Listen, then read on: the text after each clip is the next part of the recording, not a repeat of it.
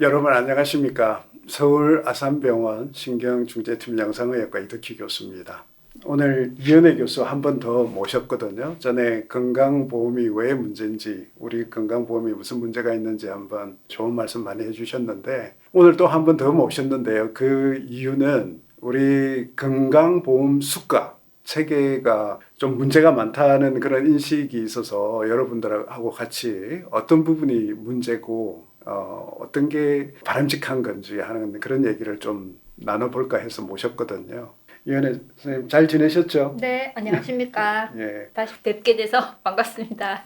오늘 오시느라고 날씨도 더운데 오시느라고 고생하셨고요. 그래도 오늘 이현애 선생님 나름 공부 많이 하신 내용이니까 좀 도움 많이 주세요. 예.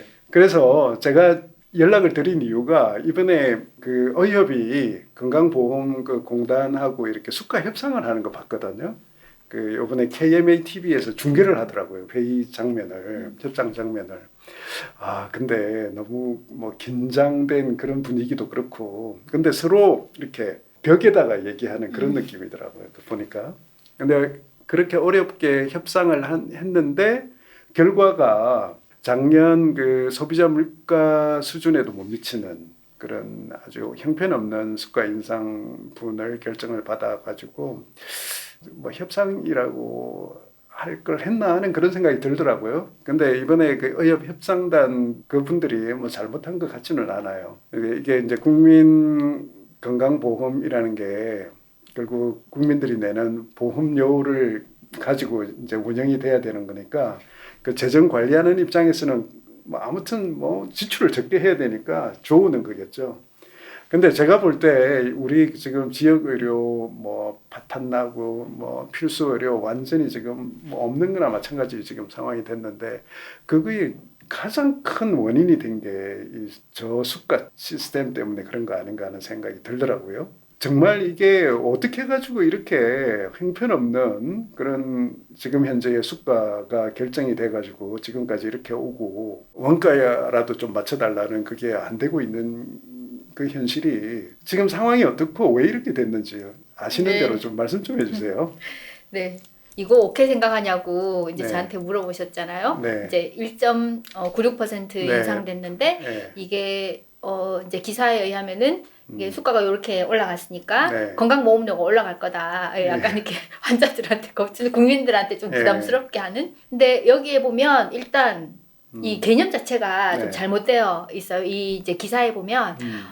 국민건강보험공단이 의료기관에 주는 수가, 의료행위의 대가라고 이야기했는데 네. 저게 반은 맞지만 반은 틀린 거거든요. 지금 무슨 우리나라가 네. 수가의 개념이 잘못되어 있어요. 그러니까 수가라고 하는 거는 네. 기본적으로 이제 가격이라는 의미가 있는 게 아니고요. 진료 보수의 의미가 있거든요. 진료 보수. 보수. 네. 그럼 어떻게 되겠습니까? 예를 들어서 수가를 가격이다 이렇게 접근을 하면 네. 이 의사는 11만 명밖에 안 되고 5천 명이 국민이에요. 이용자예요. 네네. 그러면은 이제 이용자 숫자가 훨씬 많으니까 어떻게든 수가를 낮게 해야지 되겠죠.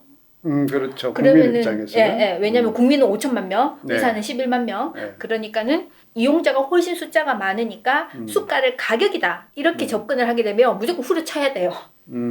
근데 그러면 공급자 입장에서는 계속 후려치면 이게 그 퀄리티로 계속 생산할 수 있을까? 이런 문제가 생기거든요. 네. 그래서 건강보험은 비영리 제도이기 때문에 이걸 가격이라고 생각하면 안 돼요. 진료 보수라고 생각을 해야 이게 적정하게 접근을 할 수 있는 거거든요. 지금 아이디어한 건 말씀하고 계시군요. 아니요. 다른 나라는 이렇게 생각해요. 근데 우리나라는 이게 개념 자체가 잘못되어 있기 때문에 그러니까 건강보험이 공공의료라는 개념도 없고 건강보험이 이 의료보장 제도로서 비영리라는 개념도 없고 이런 기본적인 개념이 없으니까 수가를 가격이라고 생각하는 거예요. 여기 의료행위의 대가라고 썼잖아요. 네. 이게 결국 가격이라는 거거든요. 그러니까 이게 지금 건강보험 서비스를 하면서 이 수가를 결정하는데 이걸 가격이야 라는 개념으로 접근을 하기 때문에 이게 무조건 후려쳐야 되는 거예요. 지방 의료가 망하고 저수가 때문에 지방 의료가 망하고 소위 필수 의료가 망한 거 이렇게 된 것도 다 이 개념 정립이 안 되어 있어서 그렇거든요. 네. 그러니까 사실 굉장히 근본적인 문제인데 오늘은 이제 근본적인 이야기를 할 거는 아니고 그래서 이제 수가에 대해서 약간 이제 설명을 해드리면은요. 그 의료 수가 이거의 원래가 이제 진료 보수의 개념인데요. 네. 이 수가에 구성하는 거는 원래 이거예요. 경상 비용과 자본 비용을 이제 같이 포함되어 있거든요. 네. 근데 원래는 경상 비용만 이제 수가가 되고 자본 비용은 별도로 보상해야지 돼요. 다른 의료보장 국가들은 그렇게 하고 있거든요. 근데 우리는 다 퉁쳐서 수가로 하고 있고요. 그리고 이제 국민들은 수가를 올린다고 하면 이 사악한 의사들 이제 소득이 증가하는구나 이제 이렇게 생각을 하시는데 여기 경상 비용에 들어가는 게 뭐냐면 의사 인건비가 물론 비율이 많기는 한데요. 네. 보조 인력의 인건비도 같이 들어갑니다. 네. 그러니까 예를 들어서 이제 뭐 상급 종합병원이다 이러면은 의사 인건비, 간호사 인건비뿐만 아니라 간호조무사 인건비, 행정 직원 인건비, 보안 직원 인건비, 그리고 청소부 인건비 그런 것까지 모든 그런 인건비가 다 수가에 녹아져 있는 거예요. 그리고 뭐 그 간접비라고 해서 예를 들어서 내가 의원을 개원했다. 그러면 건물 임대료 이런 것도 내야지 되고 뭐 각종 세금 이런 것도 내야 되는 전기세 뭐 수도세 그렇죠. 뭐 기타 등등 그 모든 것이 다 수가에 녹아져 있는데 우리나라는 수가에 자본 비용까지 녹아져 있다는 거예요. 내가 장비를 구입했다라든지 뭐 이런 것까지 다. 그러니까 수가가 인상되었다고 하는 게 그게 다 의사의 소득 증가로 이어지는 게 아니라는 거를 좀 이제 말씀드리고 싶고요. 그래서 이 수가가 어떤 수준이 적당하냐는 이건 책에 이제 나와 있는 거예요. 이 건강보험이라는 게 결국 가입자, 의료 이용자, 국민에게 이게 양질의 서비스를 줘야지 되는 거잖아요. 이게 뭐 싼 게 비지떡이다 이런 말이 있는데 건강보험을 한다고 해서 국민에게 저질의 의료를 줄 거는 아니잖아요. 사실 뭐 저질의 의료를 줄 의사도 없지만은 그렇게 하기도 힘들죠. 예. 근데 이 가입자들에게 그 양질의 서비스를 계속 제공할 공급자가 충분히 있을 정도로 높아야 된다는 거예요. 근데 아까 말씀하신 지방의료의 붕괴라든지 소위 필수 의료의 붕괴는 이게 지금 충족이 안 되는 거죠. 그러니까 소아과, 산부인과 아니 뭐 외과 계열, 뭐 응급의학과 특히 이제 이런데 네네. 그런 데는 이게 공급자가 난 저기 안 갈 거야 이렇게 되는 거예요. 그렇죠. 그러니까 이미 망한 거예요. 우리나라의 이 수가 체계는. 그러니까 이 기준이 세 가지 기준이 있는데 1, 2, 3 세 가지 기준인데 일단 1번이 만족이 안 되는 거예요. 이게 이제 문제인데요. 그럼 수가는 우리는 어떻게 이제 결정을 하느냐? 일단 이제 분류를 쭉 합니다. 의료 행위를 쭉 분류를 해요. 왜냐하면 네. 우리나라는 이제 대부분 행위별 수가제를 하고 있거든요. 행위별 수가제를 좀 쉽게 설명을 드리면은 예를 들어서 서울에서 부산까지 이제 고속도로로 간다고 했을 때 예를 들어서 벤츠를 타고 갈 수도 있고 뭐 그랜저를 타고 갈 수도 있고 티코를 타고 갈 수도 있잖아요. 그러니까 행위별 수가제는 기본적으로 서울에서 부산까지 가는 행위를 보상하는 거예요. 근데 이게 가기는 갔는데 벤츠 타고 가는 사람과 티코 타고 가는 사람은 뭐 승차감이랄지 뭐 이런 그 중간에 여건이 되게 많이 다르잖아요. 그렇죠. 근데 이제 그런 건 별로 반영을 안 해요. 그래서 서울에서 부산까지 갔어? 오케이. 그럼 거기에 딱 주는 거. 그게 이제 행위별 수가제라고 이제 이해를 하시면 되는데, 그러면은 이제 어떻게 구성을 하느냐. 그래서 이제 서울에서 부산까지 가냐? 서울에서 대구까지 가냐? 뭐 이렇게 행위를 나눕니다. 행위를 나눈 다음에 거기에 이제 상대적으로 예를 들어서 서울에서 수원까지 가는 거가 1이면 서울에서 대전까지 가는 거는 2, 서울에서 대구까지 가는 거는 3, 서울에서 부산까지 가는 거는 4 이런 식으로 이제 상대 가치를 이제 해요. 그 다음에 거기다가 뭐 이번에 뭐 물가가 어느 정도 올랐다 그런 걸 가지고 환산 점수를 곱합니다. 그걸 가지고 이제 수가가 결정되는데 아까 선생님이 말씀하신 그 1.9% 올랐는데 이게 어떻게 소비자 물가 인상률보다 더 낮다 이렇게 네. 말씀하셨잖아요. 네. 그래서 그 말씀하신 소비자 물가 지수 그러니까 인플레이션을 반영하는 게 환산 지수거든요. 근데 우리가 이때까지 이 환산 지수가 그러면 인플레이션을 반영을 했냐? 반영을 한 번도 안 했어요. 그리고 아까 이제 그 선생님께서 그 KMA TV에서 그 중계했다 그렇게 네. 말씀을 하셨는데 그 결국 협상이 안 되고 결렬됐거든요. 네. 근데 이런 협상을 하게 된 자료가 2000년부터 저는 봤는데 네. 2000년부터 네. 이때까지 한 번도 협상이 된 적이 없습니다. never. 다 결렬이에요. 한 번도 협상이 된 적이 일방적으로 없어요. 결정된 네. 거군요. 네, 그래서 이제 수가를 결정하는 거는 세 가지 방식이 있어요. 첫 번째 방식은 통보. 그냥 정해서 그냥 이렇게 해 통보하는 방식이 있고, 두 번째 방식은 협상이 있어요. 계약. 이제 협상을 해서 이렇게 계약을 하자 이렇게 방식이 있고, 세 번째 방식은 두 개를 섞는 거. 어느 정도 정해서 이제 유도리를 가지고 협상을 해서 이렇게 합시다. 이제 이렇게 방법이 있는데, 우리나라는 세 번째 방법을 혼합 방식을 채택하고 있거든요. 그래서 보건복지부가 환산지수를 정합니다. 환산지수를 나름대로는 뭐 물가 이상률, 뭐 인플레이션을 반영했다고 하지만은 그거를 그만큼 반영해 준 적이 한 번도 없고요. 아무튼 자기들이 정해요. 환산지수를 정한 다음에 그게 이제 건정심이라는 거가 있는데요. 건강보험정책심의위원회라는 거가 있는데 여기에서 이제 다 모입니다. 다 모이는데 거기에서 이제 협상을 해가지고 이 환산지수를 받을 거냐 말 거냐, 뭐 0점 뭐 얼마를 조금 더 올려달라, 뭐 이런 식으로 이제 협상을 합니다. 근데 한 번도 협상에 성공을 한 적이 없는데요. 이게 왜냐면은 이 건정심의 멤버가 몇 명쯤이나 되게요. 일단 건강보험이 이게 제3자 지불제도여서 이게 세 파트가 있다고 말씀드렸잖아요. 보험자, 공급자, 이용자, 그렇죠. 이렇게 세 파트가 있다고 이제 말씀드렸는데, 제3자가 3분의 1씩 들어와 있어요. 근데 공급자에 다 의사가 있느냐 하면 그게 아니고, 공급자 8명 중에 의사는 3명밖에 없어요. 그러니까 이제 의협 대표 2명, 병협 대표 1명, 그리고 한의사 대표, 치과의사 대표. 그래도 3명이 남잖아요. 이 3명은 나머지 이제 간호협회, 그리고 제약사가 2명이나 들어와 있어요. 제약사요? 네, 너무 황당하지 않으세요? 제약사 여기 왜 들어가나? 이 공급자가 순수하게 다 공급자가 아니라 거기에 이제 간호사도 있고, 간호사까지는 뭐 그렇다 쳐도 제약회사가 2명이나 들어와 있다는 거는 그 비율로 볼 때 굉장히 높은 거거든요. 그렇죠. 그래서 제약회사가 사실 공급자가 아니죠. 이건 의료행위에 대한 건데. 네. 그래서 이제 이 구조가 이렇게 되어 있으니까 이제 결렬이 안 될 수가 없는 거죠. 그러니까 이걸 깎아야 되는 입장이 훨씬 많은 거예요. 훨씬 더 많다 보니 이제 맨날 결렬이고, 한 번도 이게 협상이 체결된 적이 없습니다. 2000년 이후로. 수가 1.93% 올라가가지고 이제 건강보험료 올라갈 거야 이렇게 이제 겁을 주고 있는데요. 이 건강보험 수가만 올라간 게 아니라 짜장면 값도 올라가거든요. 어떤 의사 선생님이 그 기사를 보고, 짜장면 기사를 보고, 아 그래? 그러면은 이게 최저임금이랑 의료 수가는 어떻게 됐지? 이렇게 누가 이걸 다 찾아가지고 이걸 페이스북에 올렸어요. 네. 10년간이네요. 2013년부터 2023년까지. 보면은 이게 짜장면이 우리가 보통 이제 말하는 인플레이션을 대변하는, 물가가 오르는구나라는 걸 제일 체감할 수 있는 그런 아이템인데, 최저임금이 너무 많이 오른 거죠. 근데 이게 보면 짜장면이 인플레이션을 대변한다고 했을 때 의료 수가는 짜장면의 한 절반 수준이죠. 그리고 문제는 최저임금이 너무 많이 올랐다는 거예요. 이게 모든 사람들의 인건비가 저렇게 많이 오르니까 이게 수가를 저만큼 올려줘가지고는 이게 안 되는 거예요. 그러면은 의료비가 너무 증가하지 않으면서, 근데 양질의 서비스는 계속 공급이 되면서 환자들도 좀 부담이 너무 많지 않을 수 있는 방법이 뭘까? 이게 의료비를 통제한다는 표현이. 그래서 의료비를 통제하는 방안은 공급을 관리하는 방안과 이용을 관리하는 방안이 있어요. 제가 저번에 왔을 때 말씀드린 것 같은데, 의료비 총액은 공급량 곱하기 수가다. 제가 그렇게 말씀드렸잖아요. 그러니까 의료비가 코스트, C가 이제 프라이스, 이제 그 가격 곱하기 이용량인데, 그럼 의료비가 너무 증가하지 않게 하려면은 수가를 낮추든지 이용을 낮추든지 둘 다 하든지 이제 이렇게 해야 되잖아요. 그렇죠. 그래서 이제 대부분의 모든 나라는, 우리나라를 제외한 모든 나라는 두 개 다 합니다. 두 개 다 거의 이제 같은 강도로 하는데, 우리는 이제 공급 관리를 훨씬 더 많이 하고 있어요. 이용 관리보다.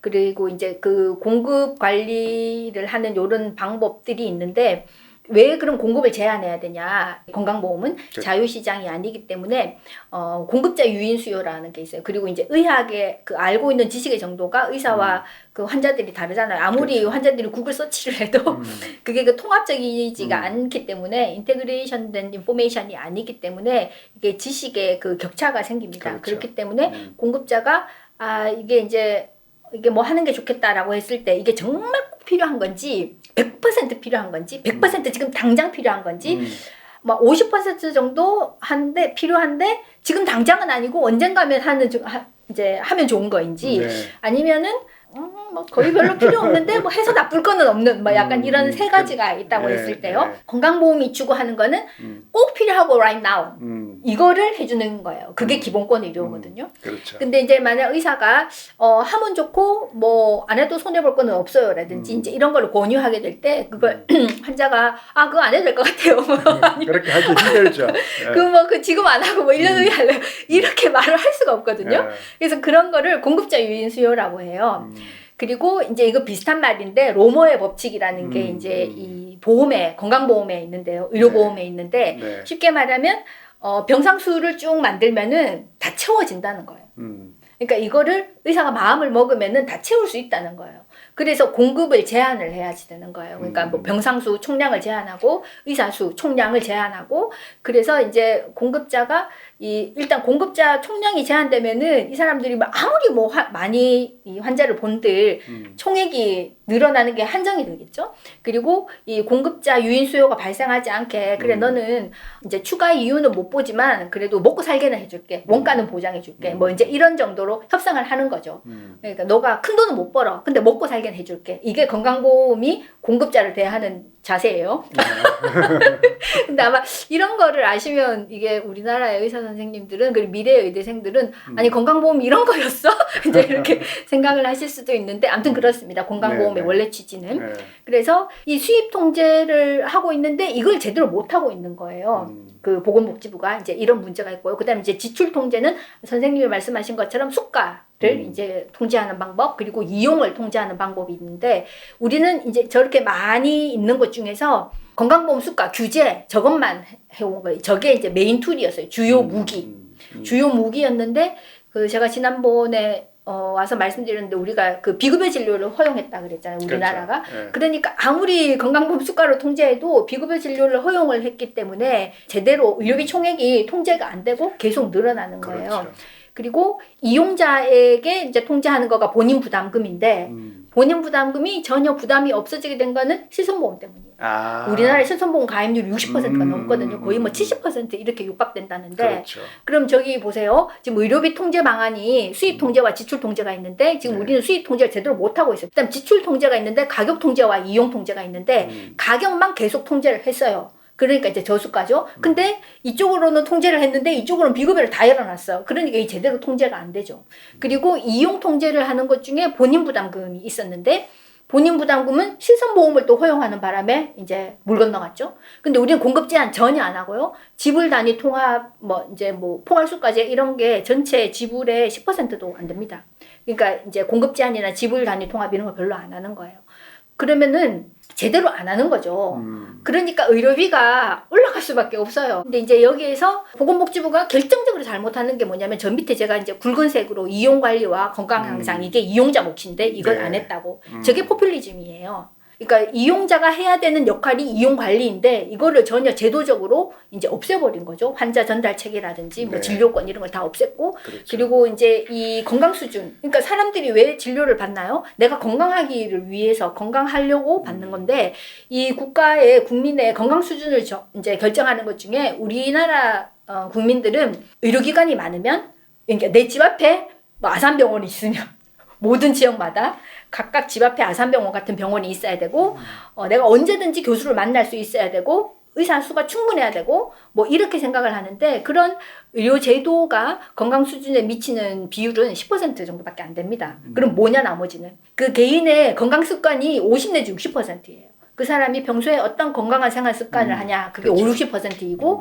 한 10 내지 20%가 유전적 소인 나머지 또 한 10 내지 15%가 사회적 요인. 예를 들어서 뭐 공장에 대기 관리를 전혀 안 해가지고 뭐 대기 오염이 너무 심하다. 그럼 내가 아무리 건강하려고 노력을 해도 그 개인이 바꿀 수 없는 거잖아요. 이제 그런 사회 환경적인 요인. 이제 이게 다 합쳐서 90%예요. 그리고 의료 제도, 의사 숫자는 10%밖에 안 됩니다. 근데 지금 우리는 이 10%밖에 안 되는 이걸 가지고 어떻게든 이걸로 다 해결을 하려고 하기 때문에 굉장히 비용 효과성이 확 떨어지는 거죠. 수가 통제만으로 해오려고 했으나 그러면은 이걸 수가를 통제를 하더라도 원가를 보상해주고 이용을 좀 이제 관리를 해가지고 총액이 늘어나지 않게 해야 되는데 우리는 둘 다 못했다는 거죠. 누가? 보건복지부가. 이게 건강보험이 의료보장 제도고 이게 공공의료고 이게 비영리 제도라는 개념이 있어야지 돼요. 네. 근데 이게 사실 우리나라는 제가 저번에 말씀드렸는지 모르겠는데 우리나라는 이게 의료제도와 의료제도의 운용에 있어서 정신분열적인 상황이 있어요. 그러니까 건강보험제도는 독일식 비영리 제도예요. 근데 실제로 우리는 어떻게 운영을 하고 있느냐? 이걸 미국식 영리적으로 운영을 하고 있거든요. 그러니까 자꾸 미국식 제도를 여기다가 이식을 하려고 하거든요. 그리고 기본적으로 서양 선교사님들이 우리나라에 심어준 의사의 태도는 이게 너가 최선을 다해서 이게 뭐 지금 당장 필요한지 나중에 조금 필요한지 이게 아니라 너가 할 수 있는 모든 자원을 투입을 해가지고 너가 최선을 다해서 이 환자를 살려라는 거거든요. 근데 의료보장은 그게 아니에요. 이 사람을 살렸을 때 가치가 얼마나 될까? 앞으로 기대 수명이 얼마나 될까? 예를 들어서 100만 원을 투자했는데 20대 똑같은 병을 가진 20대 환자에게 100만 원을 써서 살리면 이 사람은 최소한 평균 수명만큼 살아서 계속 일을 하고 국가에 이게 GDP에 기여를 하고 뭐 생산성에 계속 기여를 하겠죠. 근데 80세 환자가 똑같은 병을 가지고 있는데 이 사람을 살리는데 100만 원이 든다. 근데 이 사람은 뭐 보통 뭐 평균 수명이 한 82세, 83세 되니까 100만 원 들여서 살렸는데 한 2, 3년 정도 산다. 이런 우선순위를 정하는 거거든요. 의료보장은. 왜냐면 이게 재정이 한정되어 있으니까. 그렇죠. 그러니까 우리나라 의사들이 생각하기에 이게 의료보장 제도는 좀 받아들이기가 어려워요. 연애 선생님 얘기를 쭉 듣다 보니까 이게 그러니까 수가 협상에서 그 결렬이 될 수밖에 없는 게 서로 바라보는 지향점이 그렇죠. 다르기 때문에 그런 거네요. 근데 지금 이제 더 화가 나는 거는 그 이제 복지부 공무원들이 자기네들이 해야 될 일은 하나도 안 하고 협상의 상대한테 모든 걸 다 전가하고 그렇죠. 그리고 또 자기네들이 지향하는 거는 또 다르니까 이게 일치점을 찾을 수가 없는 거네요. 근데 사실 보건복지부가 건강보험을 의료보장 제도라는 측면에서 제대로 운영하면 좀 그거는 억셉트할 수 있다고 생각을 해요. 그렇죠. 우리가 사회적으로 그게 합의가 된다면. 근데 보건복지부의 문제는 이게 의료보장의 원칙을 제대로 안 지킨다는 게 문제예요. 이 모든 문제의 사달이 뭐냐면은 의사가 부르주아지라고 생각을 하기 때문에 이게 너네들은 충분한 수가를 줄 필요가 없어. 너네는 부자잖아. 그러니까 무조건 저수가야. 이렇게 나가는 거거든요. 그러면은 이게 그만큼 갭이 생기는데 이거를 이제 그 비급여로 이때까지 보충을 해왔죠. 뭐 이까지는 좋은데 문제는 뭐냐면은 의료기술이 계속 발전을 함에 따라 비급여로 할 수 있는 것들이 점점 더 많아진다는 거예요. 네. 그리고 이 소위 말하는 필수 의료에 그 리스크가 너무 많아졌다는 거예요. 네. 그러니까 다 일로 가죠. 그러니까 수가가 낮을 수밖에 없는 이유를 이제 얘기를 하셨어요. 그러니까 우리 지금 건강보험 시스템 자체가 지향하는 바가 그 말 그대로 비용 효과를 최대한으로 내야 되는 거잖아요. 그러다 보니까 저수가로 갈 수밖에 없는데 소위 필수 의료가 아닌 영역들, 그러니까 덜 급한 영역들은 지금 비보험으로 해가지고 마치 풍선 효과를 해가지고 굉장히 커져서 의사들이 그쪽으로 많이 빠져나갔어요. 근데 지금 필수 의료를 해야 되는 의사들이 상대적으로 이제 부족한데 그 이유를 봤더니 저수가가 될 수밖에 없는 구조고 그렇죠. 그것만 해서는 병원이 운영이 안 되는 거잖아요. 지금 원가 아까 몇 %라고 그러셨어요? 그러니까 이제 맨 처음에 55%로 시작해서요. 55%요? 네. 이제 그 관행 수가보다 55%에서 정했다 이렇게 이제 적혀 있거든요. 그리고 이제 그 이후로 계속 올랐죠. 수가가 오르기는 했는데 짜장면 값보다 더 올랐다는 거예요. 그리고 최근에는 이 최저임금이 너무 많이 올랐다는 거예요. 다른 나라랑 비교하면 우리나라 수가 수준이 어느 정도냐 저 있잖아요. 코리아 55%. 그러니까 이제 OECD 평균을 100이라고 했을 때 그 나라의 구매력 기준으로 OECD 평균을 100이라고 했을 때 우리나라는 55. 일본은 우리보다 조금 더 낮거든요. 한 80 정도 되거든요. 일본도 저수가인데 우리보다는 이제 형편이 나은 거죠. 조금 낫네요. 그리고 이게 저수가라는 게 건강보험공단도 알아요. 그러니까 그 일산병원 있잖아요. 거기가 예를 들어 비급여 한 개도 안 하고 뭐 주차장, 뭐 장례식장 뭐 이런 거 한 개도 안 하면은 적자예요. 그러니까 이제 다른 데는 주차장하고 뭐 장례식장하고 건강검진센터 해서 어떻게 그걸 벌충하라 이건 거예요? 그래서 벌충하는 거는 좋은데 이런 시스템이 어디 있어요? 난 내 그러니까 월급이 거기서 나올 줄 몰랐네. 그러니까 의사들의 월급의 일부가 뭐 장례식장 뭐 이런 거에서 나오는 것도 있고요. 더 심각한 거는 간호사 월급이 수가에서 이제 나와야지 되는데 그렇죠. 이제 그게 충분하지 않으니 네. 간호사를 많이 뽑을 수 없고 그러니까 간호사 한 명이 너무 많은 환자를 봐야 되고 그러니까 이게 아침에 간호사도 이제 라운딩 돌잖아요. 네. 도는데 뭐 잘 주무셨냐고 이런 거 해야 되는데 손잡아줄 마음의 여유가 네, 없는 맞아요. 거죠. 네. 그리고 요즘은 다 전산으로 해야 될 게 너무 많기 때문에 그렇죠. 그게 의사들은 여기서 이제 키보드 작업만 하고 있어요. 이게 간호사들도 이게 이 전산 작업할 게 너무 많기 때문에 네. 환자들이랑 아이 컨택을 한다든지 스킨십을 해야 된다든지 이제 이런 거를 할 수가 없는 거예요. 전인 간호가 불가능한 거죠. 인력 구조가 안 되는 거죠. 그러니까 결국은 이게 국민들의 피해로 이어지는 거예요. 그러니까 극단적으로 보호하려고 하면은 그걸 망치게 되거든요. 그러니까 그런 식으로 이제 국민들에게 피해가 가고 있는데 아직은 이게 국민들이 이게 자기에게 피해가 왔다는 걸 아직 인지를 못하는 거예요. 왜냐하면 의사들이 막 열심히 일을 하니까 우리 세대까지만 해도. 예. 근데 이제 이게 세대가 바뀌면서 MZ 세대 의사가 생기고 MZ 세대 간호사가 생기고 이제 이게 더 이상 이게 지속 가능하지 않게 되는 거. 예. 근데 결국 이제 그 말씀을 듣다 보니까 지금 전공의 의대생들이 사직서를 내고 휴학계를 내고 이러는 게 이 건강보험 수가 저수가 구조 여기에 있는데 왜 저수가가 됐는지 하는 것도 이제 오늘 알게 됐습니다. 그러니까 이제 제가 만시지탄인데요. 지금 대한민국이 지금 의정 갈등, 의료 대란 이런 키워드로 지금 정신이 없기는 한데 이현애 선생님 오늘 하신 말씀을 제가 100% 다 이해한 것 같지는 않아요. 저도. 그렇지만 이런 얘기들을 계속 들으면서 뭐가 문제인지 그리고 우리 사회가 앞으로 지향해야 될 그런 의료보험 제도라든지 이런 의료 시스템 이런 것들을 좀 같이 만들어 나가는 그런 거에 필요한 정보들, 지식들을 좀 쌓는 그런 시간들이, 그런 기회들이 많이 좀 주어졌으면 하는 그런 생각입니다. 그래서 오늘 이현애 선생님 진짜 열강을 해주셨는데 조금이라도 도움이 됐기를 바라고요. 저도 또 계속 말씀 들으면서 조금 더 공부를 하면서 좀 정리된 그런 지식으로 전달 드릴 수 있도록 그렇게 하겠습니다. 오늘 말씀은 여기서 정리를 하도록 하겠습니다. 감사합니다. 이현애 선생님. 네, 안녕히 계십시오. 네, 감사합니다.